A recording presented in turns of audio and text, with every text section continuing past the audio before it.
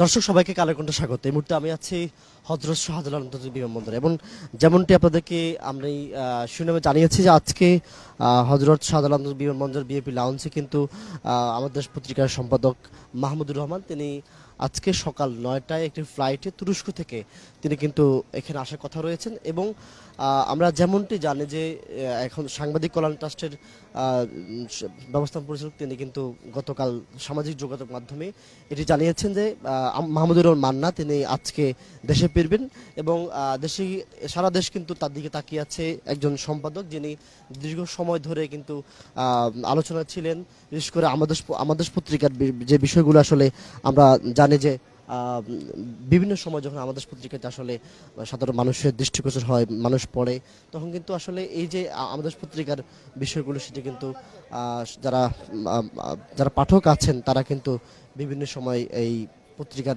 পড়া থেকে বঞ্চিত হয়। আমরা যদি আসলে একটু ফিরিস্তি টানতে চাই যে আজকে সকাল ৯টার দিনে আসবেন এবং সেটি তুরস্ক থেকে আসবেন একটি ফ্লাইটে, সেটি আমরা জানি এবং একটি তথ্য যদি আপনাদের জানিয়ে রাখি যে তার মা শারীরিকভাবে অসুস্থ এবং সেজন্য কিন্তু আজকে তিনি আসবেন, সেটি কিন্তু গণমাধ্যম খবরের মারফত আমরা জেনেছি।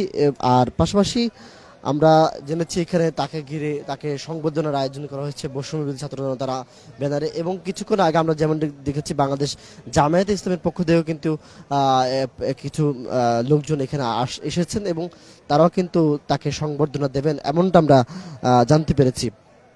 এর আগে যেমনটি আমরা জেনেছি যে আসলে শেখ হাসিনার আমলে গত দশকে মাহমুদুর রহমান বিরুদ্ধে সারা দেশে প্রায় ১২৪টি মামলা করা হয়েছিল এবং ২০১০ সালে জুনে প্রথম দফাকে আমাদের দেশ পত্রিকাটি বন্ধ করে দেওয়া হয় এবং সম্পাদক মাহমুদুর রহমান মান্নাকে আটক করা হয়। পাশাপাশি আমরা যদি একটু বলি যে দ্বিতীয় দফায় ২০১৩ সালের ১১ এপ্রিল আবারও দ্বিতীয় দফায় আমাদের দেশ বন্ধ করে দেওয়া হয়, পাশাপাশি আটক করা হয় মাহমুদুর রহমানকে এবং এই যে বিষয়টা আসলে আমরা উল্লেখ করতে চাই যে এরপরে কিন্তু তাকে রিমান্ডের নির্যাতন করা হয় সেটি কিন্তু বলা হচ্ছে। এরপর হ্যাঁ, আমরা জানি যে কুষ্টিয়াও কিন্তু তিনি যখন আদালতে হাজিরা দিতে যান তখন কিন্তু তিনি হামলা শিকার হন, রক্তাক্ত হন, সেই দৃশ্যপটে কিন্তু অনেকের চোখে ভাসে, আমরা সেটিও দেখতে পেয়েছি। তার স্ত্রী এবং তাকে কিন্তু 7 বছর কারাদণ্ড দেওয়া হয় এবং গত এই যে বেশ কিছুদিন ধরে যে এক মাস ধরে সরকার পতনের মতো ঘটনা ঘটেছে, এরপরে কিন্তু সারা দেশে এক ধরনের আমেজ সৃষ্টি হয়েছে। যারা বিরোধী দলের নেতাকর্মী রয়েছেন, বিভিন্ন স্থানে যারা ছিলেন, দেশের বাইরে ছিলেন, তারা কিন্তু ক্রমান্বয়ে কিন্তু দেশে ফিরছেন এবং অনেকে কিন্তু কিছুদিন আগে কিন্তু সাংবাদিক মুসুল ফজল আনসার এসেছিলেন, তাকে কিন্তু বিমানবন্দরে সংবর্ধনা দেওয়া হয়েছিল। ঠিক আজকেও আমরা যেমনটি দেখতে পেয়েছি এখানে আসার পরে সাংবাদিক মাহমুদুর রহমানের যে তাকে ঘিরে কিন্তু উচ্ছ্বাস দেখেছি, অনেককে দেখছি এখানে বিমানবন্দরে ভিড় করতে। আমরা বিমানবন্দরে ঢোকার শুরুতে কিন্তু অনেককে দেখেছি এখানে এসেছেন। হ্যাঁ, আসুন আমরা একটু কথা বলতে চাই, এখানে অনেকে এসেছেন।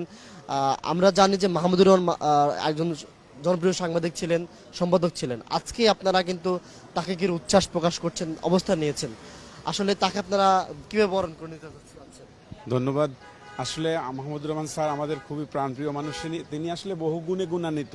তিনি শুধু যে আমার দেশ পত্রিকার সম্পাদক সাংবাদিক তাই না, উনি অ্যাসোসিয়েশন অফ ইঞ্জিনিয়ার্স বাংলাদেশের সাবেক সভাপতি ছিলেন এবং অনেক গুণে উনি গুণান্বিত। তো আমরা দীর্ঘদিন ওনার আসলে সাহচর্য থেকে বিরত ছিলাম বিভিন্ন কারণে, ফ্যাসিস্ট সরকারের কারণে আমরা তার সাহচর্য পাইনি। দীর্ঘদিন পর আমরা তাকে পাবো, এই জন্য আমরা খুব স্বতঃস্ফূর্তভাবে সবাই আমরা এসে হাজির হয়েছি। আমরা তার সাথে সাক্ষাৎ হবে, আমাদের খুব ভালো লাগবে।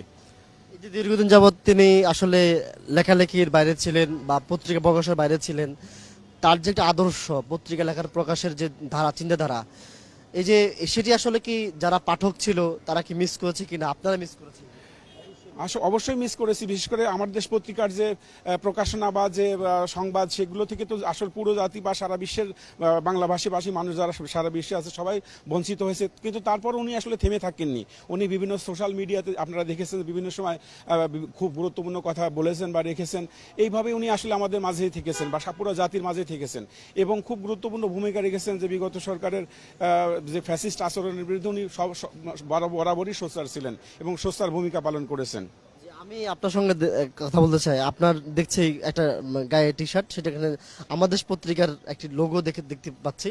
আসলে আপনি কি আমাদের দেশে কোনো কর্মী ছিলেন? হ্যাঁ, আমি দৈনিক আমার দেশের বাগেরহাটের চিতলমারী উপজেলা প্রতিনিধি ছিলাম এবং চিতলমারী প্রতিনিধি থেকে আমি খবর কাভারেজ করতাম এবং আমাদের প্রিয় সম্পাদক আমার দেশের জনাব মাহমুদুর রহমান, উনি সর্বশেষ যখন কুষ্টিয়া থেকে উনি নির্যাতিত হন এবং তারপর থেকেই মানে আমার বিরুদ্ধে একটা ডিজিটাল আইন মামলা হয়। আমার দেশ পত্রিকার যে প্রতিনিধি, এই প্রতিনিধি হিসেবে আমাদের এই স্বৈরাচারী শেখ হাসিনার কালো থাবায় আমার দেশ পত্রিকায় যারা জড়িত ছিলেন তারা অনেকেই নির্যাতিত, নিপীড়িত এবং এবং তারা তাদের পরিবার নিয়েই বাঁচা বড় দায় ছিল। এখন কি আসলে এই যে আপনারা কি আবার পুনরায় আমাদের পত্রিকা খোলার দাবি জানাচ্ছেন? মাসবি আমরা আবারও পুনরায় মাহমুদুর রহমান স্যার যখনই নামবেন তখনই আমাদের দাবি থাকবে অতি সত্বর যাতে আমার দেশ পত্রিকা চালু হয় এবং আমরা কর্মে নিয়োজিত হতে পারি। উনি যখন আসলে এই যে পত্রিকাটি বন্ধ হয়ে যায় বা উনি যখন দেশ থেকে চলে যায়, এর মধ্যে কি আসলে ওনার সঙ্গে কোনো যোগাযোগ হয়েছে কিনা? জি না, এখনো যোগাযোগ হয়নি, তবে আমরা ফেসবুকের মাধ্যমে অনেক কিছুই আমরা দেখতে পাচ্ছি তিনি কোথায় আছেন, কি অবস্থা এবং তার কি পরিস্থিতি এবং আমাদের সাংবাদিকদের কি পরিস্থিতি, মানে সোশ্যাল মিডিয়ায় আমরা দেখতে পাচ্ছিলাম। কোনো যোগাযোগ পারিনি। ধন্যবাদ। আমরা একটু কথা বলতে চাই। আপনি তো অনেক সিনিয়র মানুষ, সিনিয়র সিটিজেন, তো আপনার কাছে আসলে আমাদের পত্রিকাটি আসলে কেমন ছিল, কেমন আপনি পড়তেন? আগে আমি বলি মাহমুদুর রহমান সাহেবের সম্বন্ধে, এদেশের নির্যাতিত নিপীড়িত মানুষের উদয়মান প্রবীণ নেতা, বাংলাদেশের জনগণের বলিষ্ঠ কণ্ঠস্বর উনি, এবং সেটা প্রকাশ করতেন আমার দেশের সংবাদের মাধ্যমে, এটা প্রকাশ করতেন। ওটা এখনও চালু আছে, কিন্তু এটা স্থায়ীভাবে আবার এখানে চালু করব। ওখানে গত সরকার ওটা ওনার পড়াই দিয়েছিলেন, ওনার সে আমার দেশের সমস্ত কম্পিউটার সব কিছু পড়াই দিয়েছিলেন। এখন আল্লাহর ফজলে উনি আসতেছেন দেশের কর্ণধার হিসাবে, আল্লাহ যদি ওনাকে বাঁচান, দেশের আবাল বৃদ্ধ বনিতা সবাই ওনাকে চাচ্ছেন, উনি আসেন এবং আমার দেশটা আবার চালু করুক, এটা আমরা চাই। জি জি, এই দেশের আমরা অভাব ফিল করছি আমার দেশের জন্য, আমার দেশ পত্রিকার জন্য। জনগণ আমার দেশ পত্রিকা পড়তে চায়, জানতে চায়, তারা এখানে সঠিক তথ্য পাওয়া যায়, এই জন্য আমরা সেটা চাচ্ছি। আমার দেশ পত্রিকাটা আবার আসুক, আবার জনগণের মধ্যে আসুক, সবাই কিসের পক্ষ থেকে দাঁড়িয়েছেন এখানে? এখানে আমি ওনার আমার দেশের পক্ষ থেকে আমি দাঁড়িয়েছি এখানে। দর্শক, আমরা আসলে এই মুহূর্তে যেখানে আছি ঠিক এখানে কিন্তু কিছুক্ষণ পরে সবকিছু ঠিকঠাক থাকলে কিন্তু আমাদের পত্রিকার সম্পাদক মাহমুদুর রহমান তিনি এখানে আসবেন এবং তিনি কিন্তু যেমনটি আসলে জানি যে এখানে কিন্তু তাকে ঘিরে কিন্তু সংবর্ধনার আয়োজন করা হয়েছে এবং তিনি কিছুক্ষণ পরে আসবেন, আমরা এতটুকু জানছি এবং যতটুকু জানছি তিনি সাংবাদিকদের সঙ্গে সংবাদ সম্মেলন করবেন। তো এই ছিল আমার কাছে বিমানবন্দর থেকে সর্বশেষ।